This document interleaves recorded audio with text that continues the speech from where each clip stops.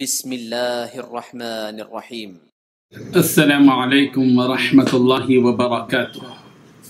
إن الحمد لله نحمده ونستعينه ونستغفره ونستهديه، والصلاة والسلام على أشرف الأنبياء والمرسلين محمد وآله وصحبه أجمعين، أما بعد. حاضرین و ناظرین، یہ درس نمبر 1059 ہے اور آج سورہ نحل کی 3 آیتوں کی تلاوت اور تشریح کی جائے گی۔ آیت نمبر 24، 25 اور 26، 24، 25 and 26۔ چلیے سب سے پہلے ان 3 آیتوں کی تلاوت کرتے ہیں، لفظی ترجمے اور ترجمے کے بعد تشریح کرتے ہیں۔ اعوذ باللہ من الشیطان الرجیم، بسم اللہ الرحمن الرحیم۔ وَإِذَا قِيلَ لَهُمْ مَاذَا أَنزَلَ رَبُّكُمْ قالوا أساطير الأولين ليحملوا أوزارهم كاملة يوم القيامة ومن أوزار الذين يضلونهم بغير علم ألا ساء ما يزرون قد مكر الذين من قبلهم فأتى الله بنيانهم من القواعد فخر عليهم السقف من فوقهم وأتاهم العذاب من حيث لا يشعرون صدق اللہ العظیم۔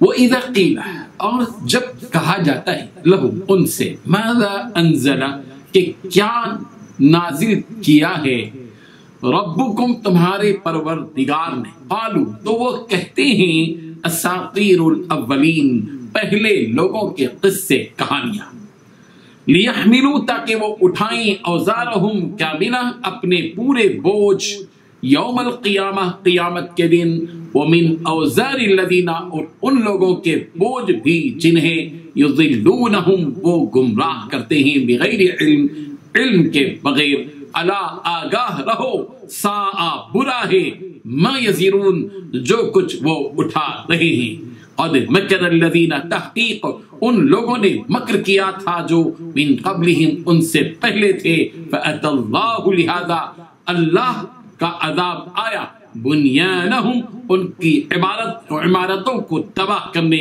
من القواعد، بنیادوں سے، فخر علیہم السقف، تو ان پر چھتیں گر پڑی، من فوقہم، ان کے اوپر سے، واتاہم العذاب، اور ان کے پاس عذاب آیا، من حیث، جہاں سے، لا یشعرون، وہ شعور نہیں رکھتے تھے۔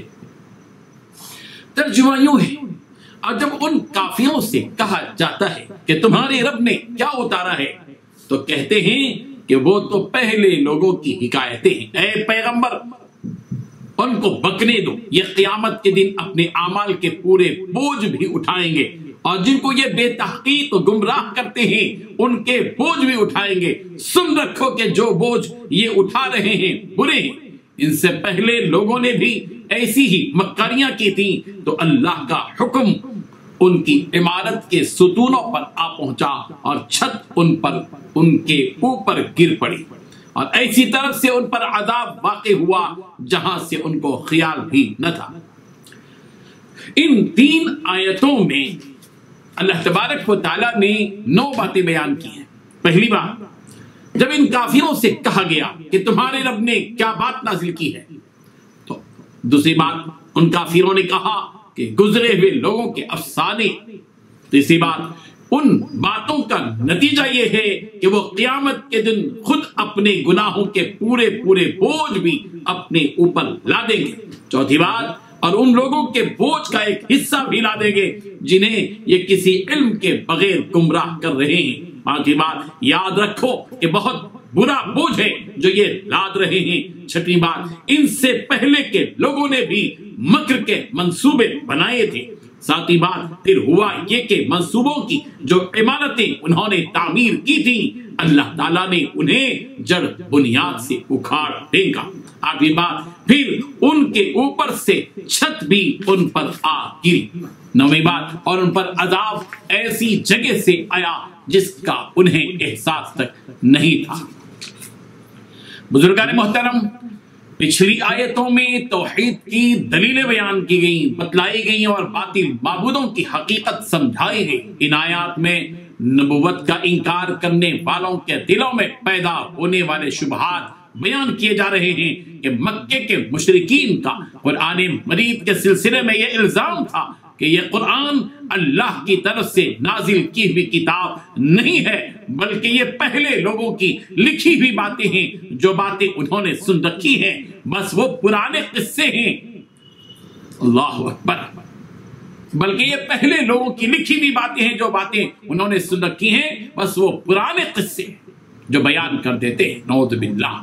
مکے کے ان مشرکین نے قرآن مجید جیسی مقدس آفاقی کتاب کو معجزہ تسلیم کرنے سے انکار کر دیا۔ صاحب معالم التنزیل لکھتے ہیں کہ یہ آیت مشرکین مکہ کے بارے میں نازل ہوئی۔ انہوں نے مکہ مکرمہ کی گھاٹیوں کو اس کام کے لیے تقسیم کر لیا تھا کہ مکہ آنے والے لوگوں کو بہکایا اور ورغلایا جائے۔ چنانچہ مکے کے مشرکین مختلف گھاٹیوں میں بیٹھ گئے تھے۔ جو لوگ حج کے لیے آتے تھے وہ انہیں بہکاتے تھے تاکہ انہیں مسلمان ہونے سے روکا جائے۔ باہر سے آنے والے لوگ جب ان سے پوچھتے تھے کہ تمہارے رب کی طرف سے کیا نازل ہوا، تو مکے کے مشرکین ان سے یہ کہتے تھے کہ اللہ کی طرف سے کچھ بھی نازل نہیں ہوا، وہ تو پہلے لوگوں کی لکھی ہوئی باتیں ہیں جو انہوں نے سن رکھی ہیں، اور انہی باتوں کو وہ بیان کر دیتے ہیں۔ ان مشرکین نے کفر و شرک اور برے اعمال کا بوجھ اپنے اوپر اٹھایا، اور ساتھ ہی ان لوگوں کا بوجھ بھی اٹھایا جنہیں وہ اپنی کوشش سے گمراہ کر رہے، اور مکہ مکرمہ آنے والوں کو دین حق سے روکتے ہیں۔ ان کے اسی جرم کی سزا بتلائی گئی کہ لِيَحْمِلُوا أَوْزَارَهُمْ كَامِلَةً يَوْمَ الْقِيَامَةِ، کہ ان کی حرکتوں کا نتیجہ یہ ہوا کہ قیامت کے دن اپنے کفر و شرک اور گناہوں کے پورے بوجھ اپنے اوپر اٹھا لاد کر لے آئیں گے، اور ان لوگوں کے بوجھ بھی جن کو انہوں نے بھٹکایا تھا اور جن کو گمراہ کیا تھا۔ یہ لوگ اپنے کیا کی بھی سزا بھگتیں گے، اور ان لوگوں کے گناہ بھی ان کے سر پر ہوں گے جن کو انہوں نے بہکایا اور ورغلایا تھا۔ سورہ عنکبوت میں بھی یہ بات یوں بیان کی گئی ہے، وَلَا يَحْمِلُنَّ أَثْقَالَهُمْ وَأَثْقَالًا مَعَ أَثْقَالِهِمْ وَلَا يُسْأَلُنَّ يَوْمَ الْقِيَامَةِ عَمَّا كَانُوا يَفْتَرُونَ۔ اور یہ لوگ بھی ضرور اپنے بوجھوں کو اٹھائیں گے، اور اپنے بوجھوں کے ساتھ اور بوجھ بھی اٹھائیں گے، البتہ قیامت کے دن ان سے ان باتوں کے بارے میں باز پرس ہوگی جو جھوٹ موٹ بنایا کرتے تھے۔ گزری ہوئی قوموں نے انبیاء کرام علیہ الصلوۃ والتسلیم کے خلاف جو سازشیں کی، ان سازشوں کے بارے میں یہاں یہ بات بتلائی جا رہی ہے کہ قد مکر الذین من قبلہم، ان سے پہلے گزرے ہوئے لوگوں نے سازشیں کی، اور اللہ تعالیٰ نے ان کی ان سازشوں کو برباد کر دیا۔ اور اس بربادی کی مثال دی گئی کہ ان کی سازشوں کو ایسے برباد کر دیا گیا جیسے کوئی شخص عمارت کی تعمیر کرے، پھر اس کی بنیادیں اور ستون گر پڑے اور پھر اوپر سے چھت بھی گر جائے۔ اس طرح ان لوگوں کی بنائی ہوئی تعمیر بھی برباد ہو گئی، اور خود بھی وہ اس میں دب کر رہ گئے، اور اس طرح ان پر عذاب آیا جس کا انہیں خیال بھی نہیں تھا، اس کا شعور بھی نہیں تھا۔ اللہ تبارک و تعالی ہم سب کو آفاقی کتاب، آسمانی کتاب قرآن مجید فرقان حمید کو حقیقی آسمانی کتاب تسلیم کرنے کی توفیق عطا فرمائے، اور دل میں یہ یقین پیدا کرے کہ یہ قرآن اللہ کی مقدس آفاقی کتاب ہے، یہ نازل کی ہوئی کتاب ہے، یہ گھڑی ہوئی کتاب نہیں ہے، یہ لوگوں کے لکھے ہوئے افسانے نہیں ہے، بلکہ یہ ہدایت پر مبنی انسانیت کے لیے دستور ہے اور دستور عمل ہے، یہ دستور حیات ہے۔ اللہ تعالی ہم سب کو عمل کی توفیق عطا فرمائے۔ وآخر دعوانا ان الحمد للہ۔